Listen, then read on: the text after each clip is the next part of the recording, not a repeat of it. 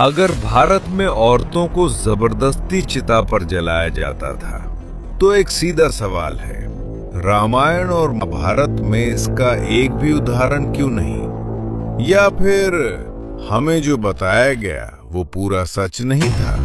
हमें सालों से यही पढ़ाया गया, सती प्रथा भारत की आम परंपरा थी।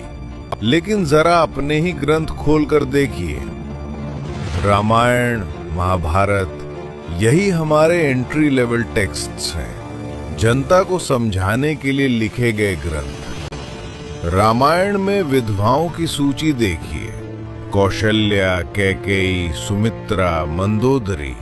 किसने सती की? किसी ने नहीं। महाभारत में कुंती, गांधारी, सत्यवती, पति के बाद भी राज चलाया गया, निर्णय लिए गए, जीवन जिया गया।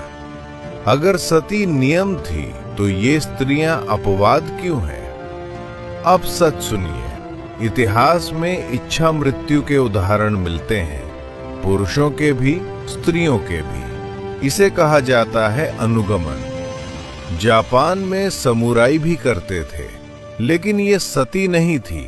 सती का मतलब है पति मरा तो स्त्री को जलना ही होगा।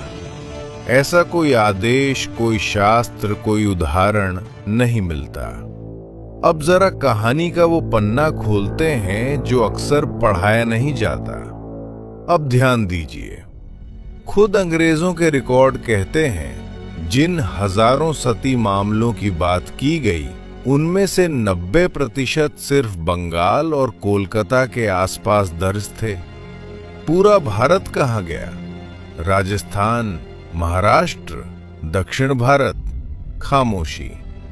और फिर एक कानून पास हुआ, न विद्रोह, न गृहयुद्ध, न व्यापक विरोध, और दावा किया गया, देखो हमने हजारों साल पुरानी कुप्रथा खत्म कर दी। सोचिए जरा, आज के भारत में अगर मंदिर की एक परंपरा बदलनी हो तो सालों बहस चलती है।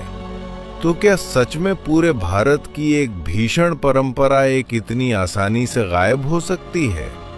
या फिर ये कहानी इसलिए बनाई गई ताकि शासन सही ठहराया जा सके? कई इतिहासकार साफ कहते हैं ये नैरेटिव था। कहानी ये थी, तुम असभ्य हो, हम गोरे तुम्हें सभ्य बनाने आए हैं। मतलब शासन को सही ठहराने का हथियार। कमेंट में बताइए, सती प्रथा एक प्रोपेगेंडा थी या रियल हिस्ट्री?